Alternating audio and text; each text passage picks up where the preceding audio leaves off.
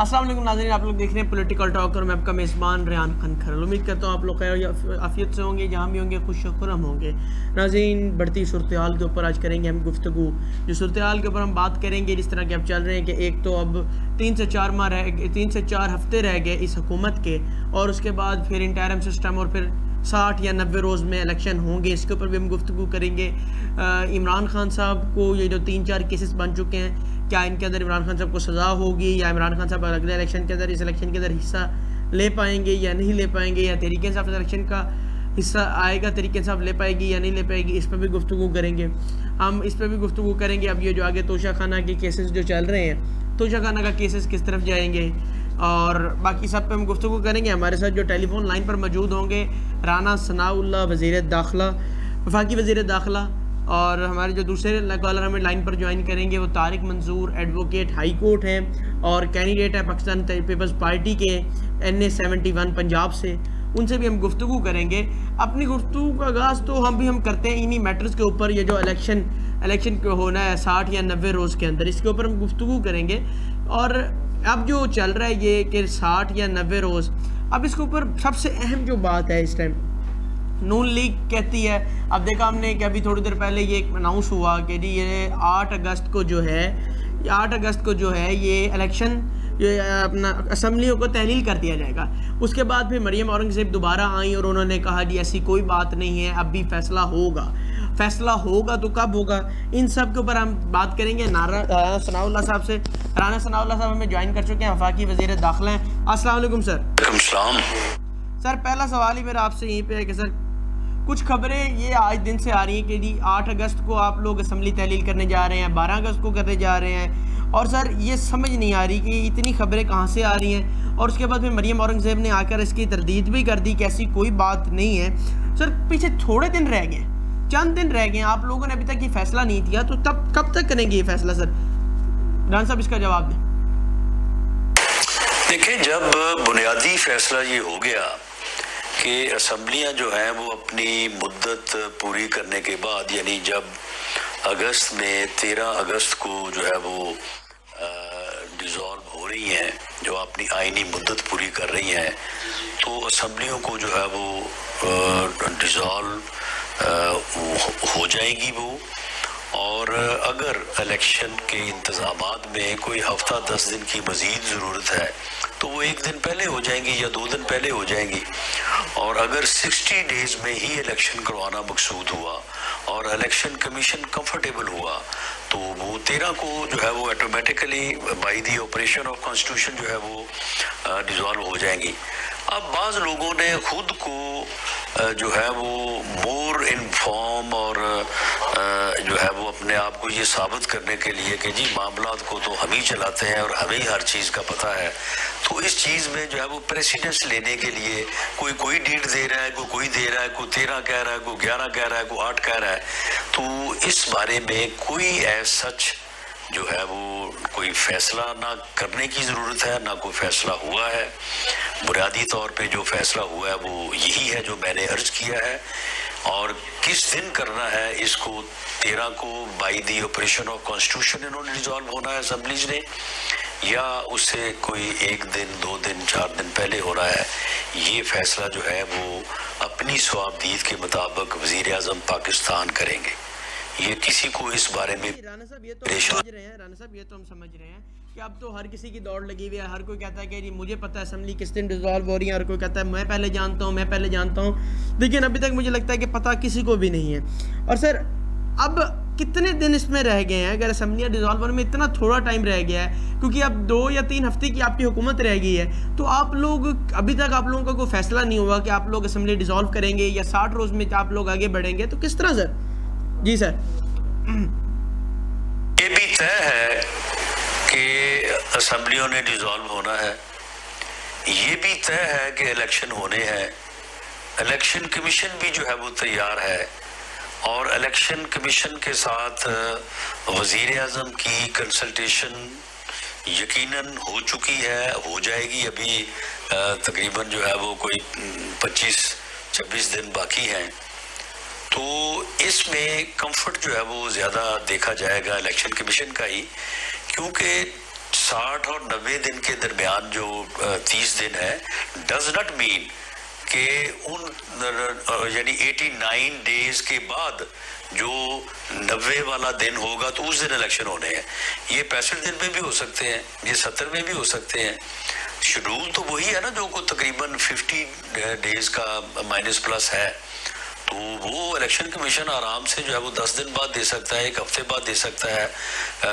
कागजात की जो स्क्रूटनी के लिए, कागजात की नामजदगी दाखिल करवाने के लिए 3 दिन की बजाय जो है वो 5 दिन दिए जा सकते हैं। स्क्रूटनी के लिए को अच्छे तरीके से मामला हो जाए जो है वो 4 दिन के लिए जो है वो 6 दिन दिए जा सकते हैं। तो ये सारी चीज़ें जो है ये पेश नज़र होंगी। इसमें कोई 60 और 90 का कोई इतना ज़्यादा कोई जो है वो रोल नहीं है कि 90 से मुराद ये है कि जब 89 डेज गुजर जाएंगे तो फिर अगले दिन इलेक्शन होंगे। राना साहब, आपने हमें 3 से 4 डेटे बल्कि 5 डेटे आपने हमें दिए हैं, मुख्तलिफ तरीके आप दे चुके हैं कि जी इस तारीख को होगी, इस तारीख को होगी। राना साहब, आप एक चीज़ कंफर्म कर देना कि इस डेट को होगी या नहीं होगी, ताकि पता तो चले कि किस डेट को डिसॉल्व होने जाए। इसीलिए मैंने इसीलिए आपको 9 तारीखें दी हैं कि ताकि आप ये दावा ना कर सकें कि आपको ये मालूम है कि कौन सी तारीख है।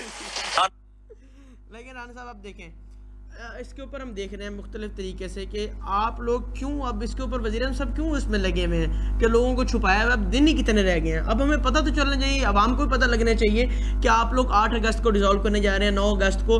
चले यही बता दें कि वज़ीर-ए-आज़म साहब जो है, अब आप लोगों को तो ये हाथ से ही गेम गई ना अब, क्योंकि इलेक्शन का तो आप लोगों ने अपने पैर पर खुद कुल्हाड़ी मारी है। क्योंकि अब आप लोग इलेक्शन की डेट ना आप दे सकते हैं ना कोई और दे सकता है। ये तो सिर्फ अब जो इलेक्शन की डेट है ये तो इलेक्शन कमीशन ही दे सकता है, क्योंकि आपके बनाए गए नए कानून के अंदर ये आप लोगों ने इसकी तरमीम की, और तरमीम के अंदर आप लोगों ने ये शामिल किया कि जो इलेक्शन कमीशन की डेट है वो अब वही देंगे, इलेक्शन कमीशन देगा, उसके ऊपर कोई और इदारा उनके अंदर इंटरफेयर नहीं कर सकता, वो इलेक्शन कमीशन का अख्तियार है। इसमें तो आप खुद फंस गए ना। बिल्कुल, मैंने आपसे ये अपनी गुफ्तगू के इब्तिदा में ये अर्ज़ की है कि ये तारीख 13 है, 11 है, 8 है, 10 है, ये सिर्फ डिस्क्रिशन भी और फैसला भी जो है वो वज़ीर-ए-आज़म पाकिस्तान ने करना है, ये उन्हें मालूम है। सर, वज़ीर-ए-आज़म पाकिस्तान किस तरह कर सकते हैं? वज़ीर-ए-आज़म पाकिस्तान के पास तो अख्तियार ही नहीं है सर, अख्तियार तो सिर्फ अब इलेक्शन कमीशन के पास है। इलेक्शन कमीशन ने डेट देनी है। वज़ीर-ए-आज़म पाकिस्तान तो अब इस मामले से दूर हो चुके हैं, क्योंकि उन्होंने खुद ये जो आप लोगों ने कानून के अंदर तरमीम की थी पंजाब असम्बली के इलेक्शन बचाने के लिए, उसके अंदर आप लोगों ने खुद ये शामिल किया कि अब ये अख्तियार सिर्फ इलेक्शन कमीशन के पास है, ना किसी सुप्रीम इदारे के पास है, ना ये अब हमारी असम्बली के पास है, ना ये सेनेट के पास है। ये अख्तियार सिर्फ अब चेयरमैन इलेक्शन कमीशन के पास है, उसी के पास ये अख्तियार है और उन्होंने ही डेट देनी है। सर नहीं, ये इलेक्शन कमीशन ने नहीं करना, ये फैसला वज़ीर-ए-आज़म पाकिस्तान ने करना है कि असम्बलीज ने 13 को डिसॉल्व होना है, 11 को होना है, 10 को। नहीं सर, मैं ये बात नहीं कर रहा, वो तो वज़ीर-ए-आज़म के पास है, डिसॉल्व करनी है वज़ीर-ए-आज़म का अख्तियार है, उन्होंने डिसॉल्व करनी है। मैं बात कर रहा हूँ कि इलेक्शन की डेट के ऊपर मैं बात कर रहा हूँ। सुन लें, इस तारीख का पता वज़ीर-ए-आज़म पाकिस्तान को है और उसे किसी के साथ शेयर करने की ना ज़रूरत है, ना उन्होंने किया है, ना मुझे मालूम है, ना किसी और को मालूम है। जो दावे कर रहे हैं उनको भी नहीं मालूम। अच्छा सर, हमने देखा कि आप लोग बात कर रहे हैं कि जी हम असम्बलियाँ डिसॉल्व करते हैं और 90 दिन का टाइम लेते हैं। उसी जानने में हमने पीपल्स पार्टी के कई सीनियर रहनुमा से बात की और मेरा खुद रब्ता किया, और रब्ते के अंदर मैंने कई पीपल्स पार्टी के सीनियर रहनुमा से बात की, तो उनका कहना यही था कि हम लोग इलेक्शन जो है वो 60 रोज़ के अंदर करवाना चाहते हैं, और वो कह रहे हैं कि हरगिज़ असम्बली को डिसॉल्व नहीं होना चाहिए। असम्बली 13 अगस्त को ही घर जाए, जो कि टाइम पूरा करके और अगले 60 रोज़ के अंदर इलेक्शन हो और इलेक्टेड गवर्नमेंट वापस आए। ये पीपल्स पार्टी का कहना है। सर, इसके ऊपर अब आप लोग का क्या मौक़िफ़ है? और आप लोग 90 रोज़ कहते हैं, वो 60 रोज़ कहते हैं। अगर आप लोगों ने अभी तक कुछ डिसाइड ही नहीं किया तो आप लोग कब तक डिसाइड करेंगे सर? नहीं, वो ये 8 तारीख भी पता नहीं कहाँ से आई है। ये 8 तारीख बड़ा सर्कल कर रही है कि ये 8 का फैसला हो गया है।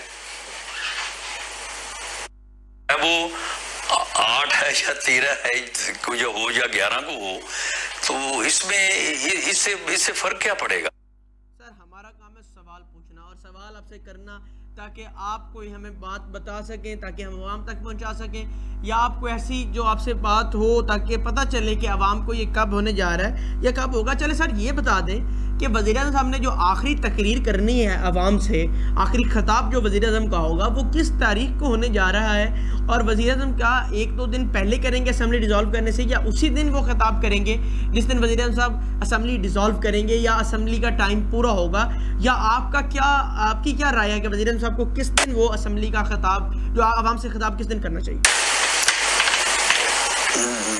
मामला ये है कि जिस दिन उन्होंने असेंबलियाँ डिज़ोल्व करनी है वो तारीख उन्हें मालूम है, उन्होंने इस बारे में कोई अनाउंस नहीं किया और इसके ऊपर मशवरा करने की भी कोई ज़रूरत नहीं है। तारीख हो 8 हो 9 हो 10 हो 11 हो या 13 हो, तो इसके ऊपर कोई मशवरे की ज़रूरत नहीं है। और बाकी मेरी ये इन्फॉर्मेशन है कि वो उस दिन इंशाअल्लाह ताला कौम से खिताब करेंगे। अच्छा सर, हम ज़रा बात करते हैं अब दहशतगर्दी के ऊपर। सर हमने देखा कि आपकी वज़ीर दाखिला होते हुए या आपकी हुकूमत के अंदर जो रेशो थी दहशतगर्दी की KPK में और बलूचिस्तान के अंदर, उसकी रेशो में बहुत ज़्यादा इजाफा हुआ है सर उसकी इजाफा हुआ है और हम देख रहे हैं कि दहशतगर्दी बढ़ रही है। इसके ऊपर सर पहली बात यह है कि आप लोगों ने तो मेहनत भी, आप लोग कहते हैं कि हमने बहुत की दहशतगर्दी कम करनी, लेकिन सर दहशतगर्दी के अंदर अगर आप लोगों ने इतनी मेहनत की तो दहशतगर्दी के अंदर इतना इजाफा किस तरह हुआ, और इजाफा इस टाइम रोशो बता रही है कि इजाफा है पीछे मुहर्रकात और ये जो लोग हैं बलूचिस्तान में मुख्तलिफ हैं, दूसरी तरफ KPK में जो है वो और तरह का प्रॉब्लम है, लेकिन बहरहाल दोनों जगह पे दहशत गर्दी है और उनके मुहर्रकात, उनके मकासद जो है इसके ऊपर काफ़ी तफसील से जो है वो आपने भी हमने भी जो है वो मुतअद्दिद बार जो है वो बात की है। लेकिन इसमें ये है कि इसमें कोई फेज़ आता है कि जब वो अपनी तैयारी के बाद जो है वो कुछ किसी मौके के ऊपर जो है वो अपनी एक्टिविटीज़ में जो है वो तेज़ी लाते हैं, और इसी तरह से उनके ख़िलाफ़ जो फोर्सेस के एक्शंस हैं उसमें भी पहले यानी पेशबंदी होती है, प्लानिंग होती है, और उसके बाद जो है उनके ख़िलाफ़ जो है वो भरपूर एक्शन किया जाता है। और ये एक्शन जो है वो रोज़ हो रहा है और उसके नतीजे में जहाँ पे शहादतें होती हैं वो तो शायद मीडिया की जो है वो यानी नज़र में आ जाता है, और कई ऐसे ऑपरेशन जहाँ पे कोई ऐसा नुकसान नहीं होता तो वो शायद ख़बरों में भी जो है वो जगह नहीं पाता। तो ये भरपूर तरीके से हमारी मुसल्लह अफवाज भी, उनके साथ रेंजर्स, पुलिस जो है वो दोनों सूबों में और इन इलाकों में पूरी तरह से सरगर्म है, पूरी तरह से जो है वो दहशतगर्दों के ख़िलाफ़ जो है वो बरसरे पैकार हैं और इनका कलाकुमा कर रही हैं, और कोई ऐसी बात नहीं है कि किसी जगह पे भी दहशतगर्द जो है उनकी कोई रिट इस्टेब्लिश हो रही है। अच्छा सर, इसकी ज़रा वजाहत कर दें कि ये जो नंबर है ये नंबरों में इजाफा क्यों हो रहा है, और दूसरी बात सर ये कि अब इन नंबरों के अंदर इजाफा अगर आप लोग कहते हैं कि हमने काबू पा लिया है या हम लोगों ने तरीके इंसाफ से बेहतर कारकर्दगी दिखाई है ये दहशतगर्दी वाले मामले के ऊपर, आप कहते हैं कि मैं जब से वज़ीर दाखिला बना हूँ मैंने बहुत काम किया दहशतगर्दी के ऊपर, तो सर ये नंबरों के अंदर क्यों इजाफा हो जा रहा है? अगर आप लोगों ने इतनी मेहनत की है तो नंबरों के अंदर कमी आनी चाहिए कि इजाफा होना चाहिए सर? इसकी ज़रा वजाहत कर दें सर। देखिए, अगर हम IBOs जो है जो इंटेलिजेंस बेस्ड ऑपरेशंस हैं, अगर हम उनको कम कर दें तो नंबर कम हो जाएंगे, लेकिन जितना अग्रेसिवली जो है वो हम ऑपरेट करेंगे तो उसके नतीजे में जो है वो फिर ये नंबर तो जो है वो बढ़ेगा। तो इस सिलसिले में जो है वो ज़ीरो टॉलरेंस है, और जहाँ कहीं भी इंटेलिजेंस मिलती है तो इंटेलिजेंस बेस्ड ऑपरेशन जो है वो किए जाते हैं, और आपके इल्म में है कि हमारे ऑफिसर्स, हमारे जवान जो है वो शहादतों का नजराना भी जो है वो पेश कर रहे हैं। तो इसके बावजूद जो है वो कोई इसमें कत्तन किसी किस्म की रिलक्टेंस नहीं है, भरपूर तरीके से जो है वो ऑपरेशन जो है वो अग्रेसिवली जो है वो किए जा रहे हैं, तो इसलिए फिर उसमें नंबर में इजाफा तो होता है। अच्छा सर, मेरा आपसे ये सवाल है कि ये जो दहशतगर्दी है, जिस तरह कि आप लोगों ने कहा कि जी हम पंजाब का इलेक्शन करवाते हैं तो दहशतगर्दी का बहुत खतरा है या दहशतगर्दी का बहुत शोर मचाया गया, तो सर अगर ये हम देख रहे हैं कि अगर अब इलेक्शन होगा तो उस इलेक्शन के अंदर दहशतगर्दी का हमें खतरा नहीं है सर? जी, इसमें थ्रेट है, और इसमें जो हमारी इंटेलिजेंस और दूसरी एजेंसीज हैं वो इस बारे में एक नुक्ता नज़र रखती हैं कि इलेक्शन में कैंपेन जो है या इलेक्शन में जो गैदरिंग होती है लोगों की, उस बारे में वो एक SOP जो है वो उसके ऊपर काम कर रही हैं। तो इस सिलसिले में जो है वो जो स्पेसिफिक एरियाज़ हैं तो वहाँ पे जो है वो मैं समझता हूँ कि हमें से मुराद यानी सियासी जमातों को, लोगों को, उम्मीदवारों को जो है वो उन्हें कोऑपरेट करना होगा, उन्हें करना चाहिए। ये उनके मफाद में होगा, ये उनके जान की हिफाजत के लिए होगा। अच्छा सर, इससे ये जो है मैटर, ये दहशतगर्दी वाला, इससे पंजाब के अंदर भी कोई खदशा है कि पंजाब के अंदर भी कोई दहशतगर्दी हो? क्योंकि जिस तरह हम आप लोग सुन रहे थे कि चंद साल पहले जब पंजाब असम्बली के इलेक्शन की बातें हो रही थी तो अब आप लोगों ने देखा था कि पंजाब के अंदर भी बहुत खतरा है दहशतगर्दी का इलेक्शन के अंदर। तो क्या सर अब भी वो खतरा मौजूद है दहशतगर्दी का, और आप समझते हैं कि अब भी अगर दहशतगर्दी होती है तो फिर आगे क्या होगा? नहीं, जो स्पेसिफिक एरियाज़ हैं उनमें और जो दूसरे एरियाज़ में उनमें फ़र्क होगा, और इसमें जो है वो बाकी जगहों पे जहाँ पे उस हद तक कोई ऐसी पोजीशन नहीं होगी तो वहाँ पे लोगों को बड़ी गैदरिंग करने का या जलसे करने का की जो है वो इजाज़त होगी। लेकिन आगे चल के अगर कोई इंटेलिजेंस ऐसी मिलती है कि उस बारे में कोई स्पेसिफिक इन्फॉर्मेशन होती है, जिस तरह से जो रावलपिंडी का जलसा था जिसमें मोहतरमा बेनज़ीर भुट्टो शहीद की शहादत हुई है, तो आपके इल्म में है कि उस जलसे की भी बड़ी स्ट्रॉन्ग जो है वो इंटेलिजेंस पहले से मौजूद थी। तो अब इस मरतबा जो है ये बात की जाएगी सभी से कि जहाँ पे कोई इस किस्म की पोजीशन हो तो वहाँ पे सबको जो है वो फिर तावन करना चाहिए और उस चीज़ को जो है वो मद्देनजर रखना चाहिए। वालेकुम सलाम। राना साहब बहुत शुक्रिया टाइम देने के लिए। सर आपने अपने बहुत समझ लें कि इस टाइम तो आप लोगों के पास टाइम बिल्कुल नहीं है और आपने टाइम निकाला और आवाम को अपनी अहम राय से आगाह किया कि आगे होने क्या जा रहा है। अच्छा नाज़रीन, हमने राना सनाउल्लाह साहब की गुफ्तगू सुनी। राना सनाउल्लाह साहब ने भी यही बात की कि इलेक्शन 60 दिन में होता है या 90 रोज़ में होता है। तो वो कहते हैं एक मकसद है हमारा कि अगर हम इसको 90 रोज़ के अंदर लेकर जाते हैं तो कोई 10 दिन 5 दिन आगे पीछे हो जाएँ तो उससे ये होगा कि ज़रूरी तो नहीं कि वो कहते हैं कि 90 रोज़ का मतलब 90वां जो दिन होगा उसी दिन इलेक्शन होगा। वो 80 दिनों में भी हो सकते हैं, वो 70 दिनों में भी हो सकते हैं। इसीलिए वो कहते हैं कि हम ट्राई कर रहे हैं कि इलेक्शन जो है वो कहते हैं कि इलेक्शन जो है वो 90 रोज़ के अंदर, या भी पीपल्स पार्टी से हमारी बार्गेनिंग चल रही है। वो कहते हैं अभी तो कोई ऐसी बात हमारी डन नहीं हुई, अभी हम पीपल्स पार्टी के साथ बैठ कर डिसाइड कर रहे हैं कि हमने क्या करना है। और सर इसके ऊपर अब अहम इशू ये है कि आज राना सनाउल्लाह साहब से मैंने ये अपनी गुफ्तगू की और उनको बताया इस चीज़ का कि राना साहब ये मैटर किस तरह चल रहा है या क्या है। तो फिर मुझे वो राना साहब ने भी बताया कि पीपल्स पार्टी के साथ अभी सिर्फ हमारा इनके साथ राना साहब के साथ राना साहब ने बताया कि अभी सिर्फ हमारा पीपल्स पार्टी के साथ बातचीत हो रही है और बातचीत में अभी तक कुछ हमारा तय नहीं पाया और अभी तय पाने की हम कोशिशें कर रहे हैं, या 60 दिन में या 90 रोज़ में होता है। अब सबसे ऊपर बात है कि इमरान खान साहब का जो केस है तोशा खाना वाला, वो केस इस टाइम बड़ा अहमियत रखता है। और अब उस केस के ऊपर हम बात करें तो अब देखो कि वो केस किस तरफ जाता है। और राना सनाउल्लाह साहब से तो मैंने गुफ्तगू नहीं की खैर इस केस के ऊपर, लेकिन हम ये चीज़ देख रहे हैं कि इमरान खान साहब को अब कोशिश की जा रही है कि इमरान खान साहब 2023 के इलेक्शन के मैदान से ही गायब हो जाए। राना सनाउल्लाह साहब ने तो हमें बताया कि दहशतगर्दी के ऊपर भी आज वही दहशतगर्दी है जो दहशतगर्दी कहा जाता था कि जी उस दहशतगर्दी के होते हुए पंजाब के अंदर हम इलेक्शन नहीं करवाएंगे, नहीं होने चाहिए, पता नहीं क्या हो जाएगा।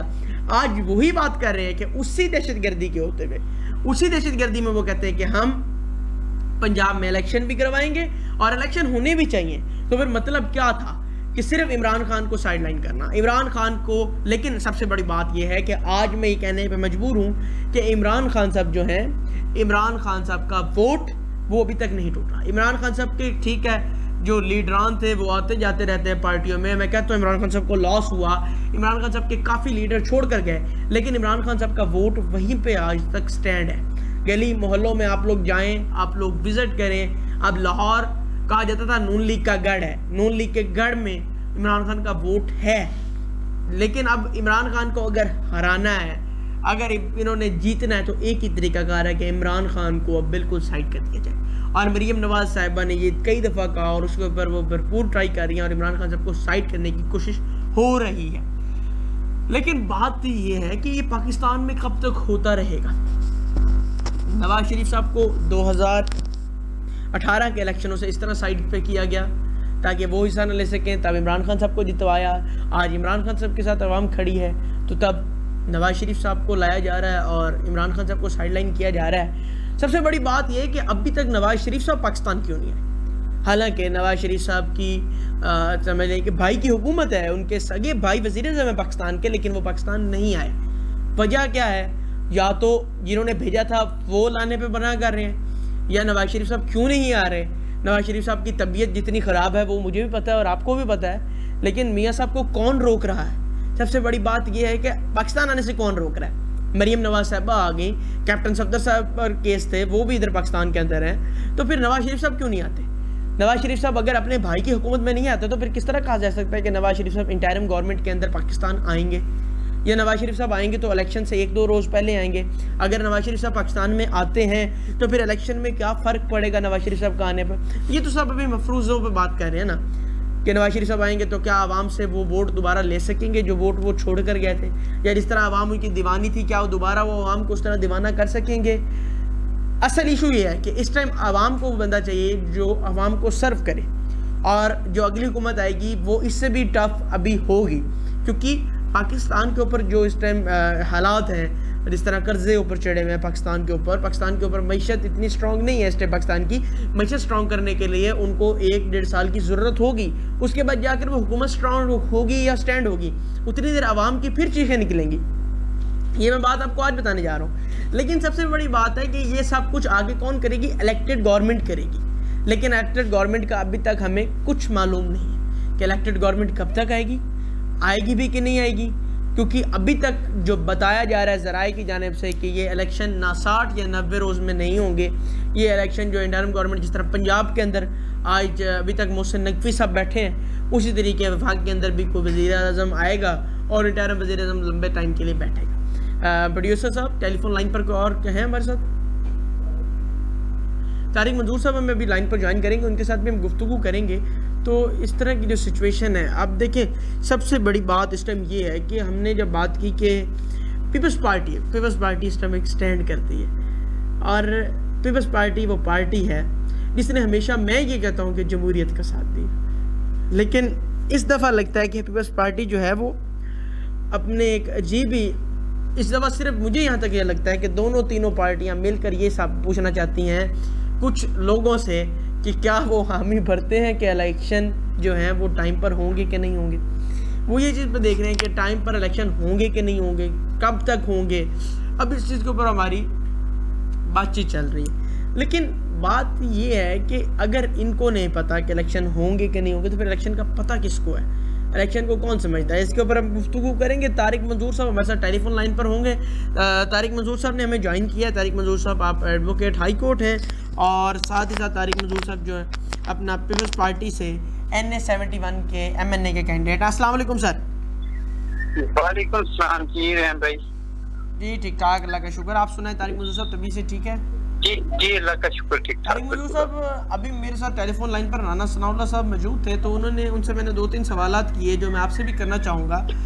सर पहला सवाल ये है कि हमने पीपल्स पार्टी की एक ही आवाज़ सुनी जो पीपल्स पार्टी ने दी कि जी हम 60 रोज़ के अंदर इलेक्शन चाहते हैं। ठीक है, आपके वज़ीर आला सिंध ने भी कहा कि असम्बलियाँ पहले डिज़ोल्व होनी चाहिए, असम्बलियाँ 13 अगस्त को ही घर जानी चाहिए ताकि 60 रोज़ के अंदर इलेक्शन हो। दूसरी जानब पाकिस्तान मुस्लिम लीग नून मुसलसल कोशिश कर रही है कि 90 रोज़ के अंदर इलेक्शन हो। सर ये जो मामला चल रहा है 60 और 90 रोज़ का, इसको आप किस तरह देखते हैं, और आप क्या अपनी राय क्या है कि ये 60 रोज़ के अंदर इलेक्शन होने चाहिए या 90 रोज़ के अंदर इलेक्शन होने चाहिए? ठीक है, 60 रोज में तो इलेक्शन तब होंगे अगर असम्बलियाँ अपनी मुद्दत जो है वो पूरी करके कर जाती हैं, तो फिर 60 रोज में। और अगर 1 या 2 दिन या 4 दिन पहले या 10 दिन पहले असम्बली डिसॉल्व हो जाती है तो फिर तो 90 दिन में होंगे। ये तो कॉन्स्टिट्यूशन की प्रोविजन है कि जी तब जो है वो 90 दिन में इलेक्शन होंगे। तो 90 दिन और 60 दिन में कोई ऐसा इशू नहीं है रेहान भाई। अगर 90 दिन में भी हूँ तो फिर भी कोई ऐसा इशू नहीं है, क्योंकि बाकी भी बहुत सारे मामला जो हैं वो भी देखने होते हैं।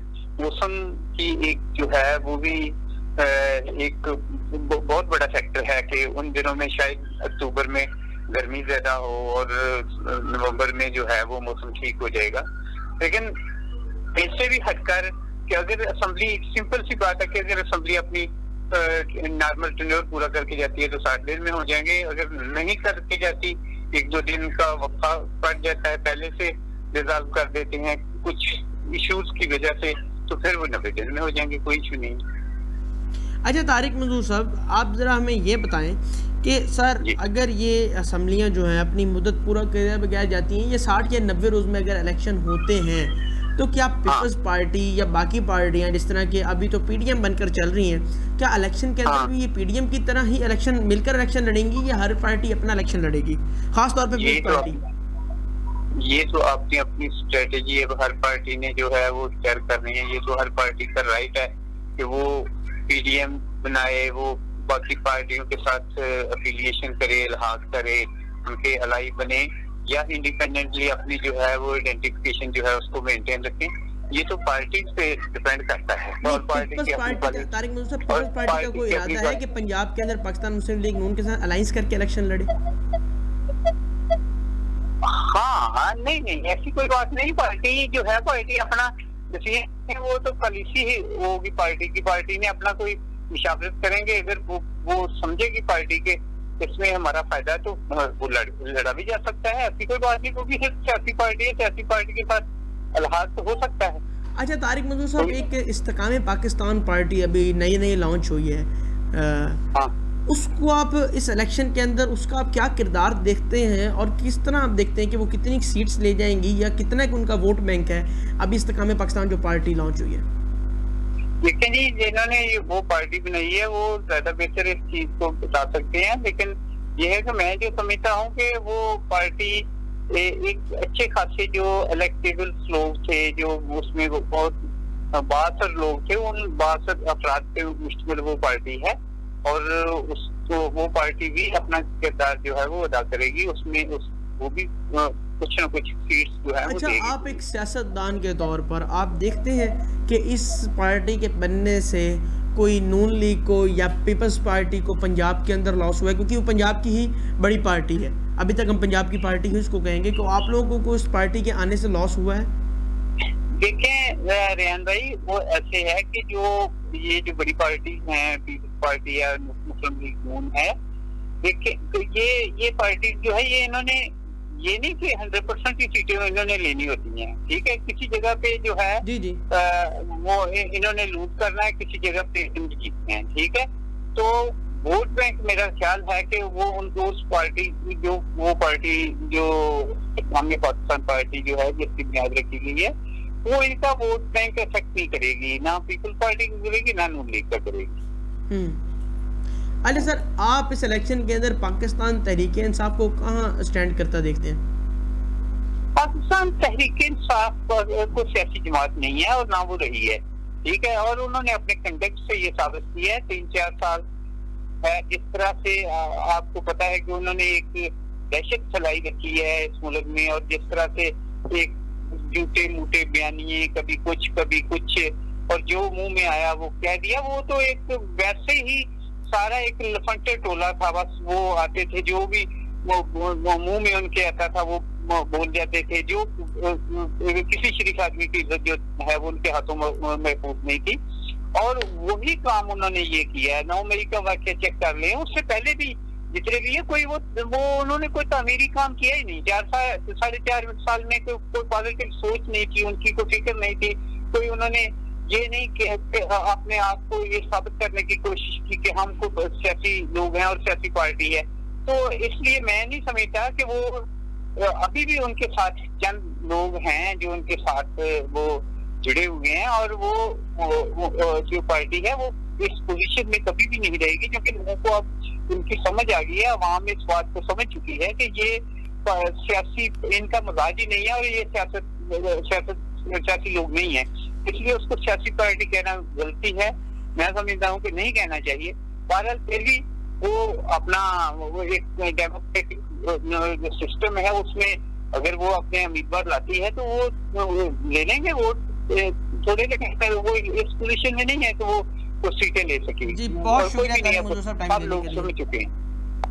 तारिक मंजूर साहब का कहना था कि पाकिस्तान तहरीक-ए-इंसाफ एक सियासी पार्टी ही नहीं है, उनको सियासी पार्टी कहना ही नहीं चाहिए। खैर इस तरह की बात ना मैं कहूँगा और ना मैं इसको अच्छा समझता हूँ कि इस तरह की बात करनी चाहिए, क्योंकि पाकिस्तान तहरीक-ए-इंसाफ एक पाकिस्तान की इस टाइम बड़ी पार्टी है और वो स्टैंड करती है, लेकिन हर किसी का अपना मौक़िफ़ है। नाज़रीन, मुझे दीजिए मेरी पूरी टीम DMH न्यूज़ के साथ इजाज़त। अल्लाह हाफ़िज़।